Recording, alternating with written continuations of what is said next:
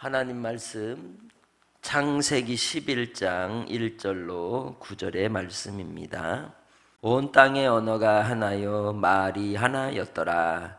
이에 그들이 동방으로 옮기다가 신할 평지를 만나 거기 거류하며 서로 말하되 자 벽돌을 만들어 견고히 굽자 하고 위에 벽돌로 돌을 대신하며 역청으로 진흙을 대신하고 또 말하되 자 성읍과 탑을 건설하여 그 탑 꼭대기를 하늘에 닿게 하여 우리 이름을 내고 온 지면에 흩어짐을 면하자 하였더니 여호와께서 사람들이 건설하는 그 성읍과 탑을 보려고 내려오셨더라. 여호와께서 이르시되 이 무리가 한 족속이요 언어도 하나이므로 이같이 시작하였으니 이후로는 그 하고자 하는 일을 막을 수 없으리로다. 자 우리가 내려가서 거기서 그들의 언어를 혼잡하게 하여 그들이 서로 알아듣지 못하게 하자 하시고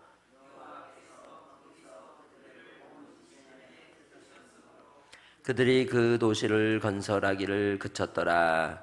그러므로 그 이름을 바벨이라 하니 이는 여호와께서 거기서 온 땅의 언어를 혼잡하게 하셨음이니라. 여호와께서 거기서 그들을 온 지면에 흩으셨더라. 아멘. 칼빈은 기독교 강요를 통해서 서론을 시작하면서 중요한 얘기를 했습니다. 우리가 알아야 될 지식이 세 가지라고. 그 첫 번째는 무엇을 알아야 돼요? 하나님을 알아야 되겠죠. 두 번째는 뭘 알아야 될까요? 어이구 이 인간아 사람을 알아야 되죠. 그리고 이 땅에 사는 세상을 알아야 된다. 이렇게 얘기를 했습니다. 예수님께서 마태복음 11장을 통하여 수고하고 무거운 짐진 자들아 다 내게로 오라 내가 너희를 쉬게 하리라 하셨을 때에 그 주님이 우리로 배우라 하셨거든요. 뭘 배우라 그랬어요? 온유와 겸손을 배우라 하셨어요. 그 온유와 겸손을 통해서 우리는 하나님을 알게 되고 나도 알게 되고 이 세상도 알게 되는 거예요. 그러기에 배우는 자의 자세는 뭐와 무엇이다? 온유와 겸손이다. 우리는 다 주님 안에서 배우는 자들이에요. 주님 앞에 갈 때까지 배우는 인생이죠. 그러기에 항상 알고 있다고 아는 게 사실은 아니거든요. 알아도 반쪽만 아는 경우도 있고 잘못 아는 경우도 있고 엉뚱하게 알기도 합니다. 항상 온유와 겸손한 자세로 말씀이 그러한가 하고 베레아 성도들처럼 그런 겸손한 태도가 우리가 주 안에서 신앙하는 자세여야 하는 겁니다. 그러면 본문 11장을 이야기하면서 왜 이런 이야기를 하느냐? 11장을 통해서 하나님께서 뭘 말씀하고자 하시냐면 으이구 인간아, 인간이 뭔가를 보여주는 거예요. 사람이 무엇이냐? 사람은 본래 한 족속이었죠. 노아의 자녀들이었어요. 언어도 하나, 말도 하나, 그리고 그들이 함께 어울려 살고 있었지만 결국 흩어지고 혼잡게 된 연유가 무엇인지를 보여주는 것이죠. 왜 그랬을까요? 그들은 흩어짐을 원치를 안 했습니다. 그런데 노아를 통하여 처음 주셨던 하나님의 계명은 생육하고 번성하여 땅에 충만하고 땅을 정복하고 땅을 다스리는 데 있는 것이요. 그러기 위해서는 떠나야 되는 거죠. 이 아버지 학교를 이제 가게 되면 그 과정에서 아버지 역할이 뭐냐 할 때 이 네 가지를 얘기합니다. 아버지 역할은 뭐냐면 가족을 사랑으로 끈끈하게 묶어주는 거예요. 결속하기. 그리고 끈끈하게 묶어주면 그 다음은 사랑으로 품어줘야 돼요. 그 다음에 그들이 가야 될 삶의 방향을 인도해주고 마지막에 뭐 해야 돼요? 같이 살아야 돼요? 파송하기. 떠나 보내야 되는 거예요. 바벨의 이 사건은 뭐냐면 파송을 안 하고 자기들끼리 묶여 있는 거죠. 하나로 되어서 같이 있어야 된다고 하는 끈끈함으로 뭉치려고 했던 겁니다. 하나님께서는 그들이 뭘 원하는지에 대한 중심으로 보았던 거죠. 그것을 통하여 인간이 하나님보다 뛰어나다고 하는 위치로 가고자 하는, 하나님과 같이 되려고 하는 욕구가 그들의 중심에 있었기 때문에 이에 대하여 하나님께서 진노하신 겁니다. 사람에게는 하고 싶어 하는 게 5가지가 있다고 얘기를 해요.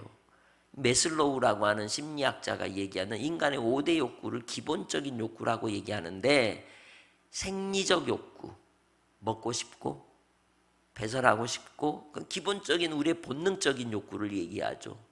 그리고는 그것이 충족되면, 등 따시면, 그 다음 이제 배가 부르면 뭐 하면 돼요? 등 따시면 돼요. 곧 집이 있으면 되잖아요. 안전하길 원하는 거예요. 내가 거할 수 있는 이 안전한 곳이 있기를 사람은 그 마음에서 원하게 되는 거예요. 그리고 그것이 충족이 되면 그 다음에 사람들은 누군가의 사랑받고 같이 하기를 원하는 거예요. 사람은 혼자 살 수 있나요? 그렇지 않아요. 같이 사랑을 나누고 교감을 하고 교제하고 사귀기를 원하는 겁니다. 그 속에서 그 다음 4번째로 뭘 원하냐면 성취감을 얻는 거. 아, 내가 이런 사람이구나. 내가 이 정도는 하지라고 하는 성취감을 얻게 되는 거죠. 그리고는 성취감을 얻고 어떤 성공하려고 하는 위치에 갈 때 거기에서 끝나는 게 아니라 이제는 나를 통해 내가 의미하는 가치를 쫓고 그 가치를 이 땅에 남기고 싶어하는 자아 실현의 욕구가 생기는 거예요. 그걸 통해서 누군가에게 영향력을 미치고 싶고 세워주고 싶은 거죠. 그런데 이게 과하게 되면 오늘 바벨의 사건이 나는 거예요. 제국의 황제가 되고 왕이 되어서 백성들을 뭐 하려고 그래요? 자기가 하고 싶은 대로 끌고 가고 싶어하는 그러한 왜곡된 욕구를 발산하게 되는 겁니다. 그 속에서 하나님께서 그들이 서로 벽돌을 쌓고 구워서 이제 역청으로 진흙을 대신하며 성읍과 탑을 건설하여 그 탑이 하늘에 닿게 하고 자기들의 이름을 내고자 했던 것은 하나님을 대적하는 그 마음에서 나온 겁니다. 그들이 하나님을 옳게 보지 못한 거죠. 하나님을 알지 못한 겁니다. 이 땅에서 사람들이 하고자 하는 바도 하나님이 없으면 여기로 가는 겁니다. 자기의 성을 쌓고 자기의 탑을 쌓고 자기 이름을 내는데 자아 실현의 욕구를 충족시키는데 목표를 두고 살아가는 거예요. 그러나 우리의 궁극적인 우리의 삶의 가치는 하나님 안에서 발견되는 겁니다. 하나님 안에서 사귐 가운데 주님과 함께 할 때 누리는 은혜가 평강으로 우리 안에 주어지는 것이죠. 그래서 사람들이 거기에서 충족이 안 되니까 결핍이 이루어지게 되고, 그러니까 사람들은 관계에서 떠나 자기 스스로의 세계 안에 갇혀버리는 고립이 이루어지는 거죠. 그래서 그 고립이 알코올 중독이나 게임 중독이나 혹은 도박 중독이나 무언가에 빠져버리는 거예요. 자기와 사람과의 관계를 끊어버린 채 자기의 세계 안에 갇히는 거예요. 그게 뭐예요? 본문에 자기 스스로의 바벨인 거예요. 근데 그거를 알아요, 몰라요? 모르는 거예요. 그래서 하나님께서 진노하사 바로 그들의 교만을 꺾기 위하여 임하셔서 그들을 살피신 겁니다. 그래서 하나님께서 뭐 하셨어요? 내려 오신 거죠. 하나님의 임재하심을 통해 하나님께서는 그들을 간섭하시고 심판하십니다. 그러나 그 간섭하시고 심판하사 징계하셔서 흩으신 것은 그들을 죽이려고 오히려 흩트는 게 그들을 뭐 하는 거예요? 살리시는 방법이었던 거예요. 자녀가 다 컸는데 곁에서 데리고 살면 어떻게 돼요? 참 힘들죠. 컸으면 뭐 해야 돼요? 떠나서 자기 자리를 잡고 자기 위치의 삶을 사는 게 정상적인 거예요. 그런데 이게 이루어지지 않으면 부모와 자녀와의 관계 속에서 계속해서 다툼이 나고 갈등이 일어나고 오해 속에서 상처만 받는 거예요. 그걸 이제 원가족이라고 말하죠. 가족 구성원 안에서 떠나서 새롭게 독립을 하지 않으면, 독립을 했어도 끈끈한 관계 아래에 있게 되면 여전히 끌려다니는 족쇄가 되는 거예요. 그래서 이걸 단호하게 끊고 진리 안에서 자유를 얻는 자유인으로서의 삶을 살도록 하는 게 신앙인 겁니다. 예수 그리스도께서는 우리에게 뭐라고 말씀했어요? 수고하고 무거운 짐진 자들아 다 내게로 오라. 내게 와서 쉼을 얻고 온유와 겸손을 얻고 진리 안에서 자유를 얻을 것을 말씀하신 겁니다. 우리가 주 안에서 정말 기도해야 될 게 여기 있는 거예요. 떠나 보내게 해주시라고. 주 안에서 그들이 독립하고 인격적으로든지 그 삶이 주님 안에서 진리로 자유하는 하나님의 사람이 되기를 위해, 자녀들을 위해 기도하는 성도들이 되시길 바랍니다. 하나님께서 이 일들을 이루시려고 우리에게 주신 게 뭐냐면 담대함인 겁니다. 불안하거나 걱정하거나 염려하지 말라고 빌립보서 6장 7절에서도 말씀하지 않습니까? 이 바벨의 사건은 불안하기 때문에 뭉치려고 한 겁니다. 두려웠기 때문에 그들이 뭉치려고 한 겁니다. 누구를 신뢰하지 못하니? 하나님을 신뢰하지 못하니. 결국은 그것은 불신앙의 증거인 거예요. 예수 안에서 나는 어떤 불안함이 있습니까? 예수 안에서 나는 어떤 나의 삶의 고립이 있습니까? 나는 어떤 나의 삶의 사랑의 결핍 때문에 내가 두려워하고 혹은 내 마음에 처절한 피해자, 상처 입은 사람이라고 하는 그러한 자리에서 여전히 주저앉아 있습니까? 분명한 것은 우리는 하나님의 큰 사랑을 입은 자라는 거예요. 나의 존재에 대한 정확한 자기 정체성을 새롭게 주 안에서 발견하지 않으면 하나 될 수도 없고 회복이 일어날 수도 없는 겁니다. 하나님께서 이 바벨의 사건을 통하여 불안정하고 하나님을 떠난 인생들의 하나됨은 흩으셨지만 그들을 다시 하나로 만든 사건이 있었어요. 초대교회 오순절 성령의 사건이었어요. 오순절 성령이만이 다른 방언을 쓰는 사람들이 다 뭐해요? 하나님 말씀을 알아듣더라는 거예요.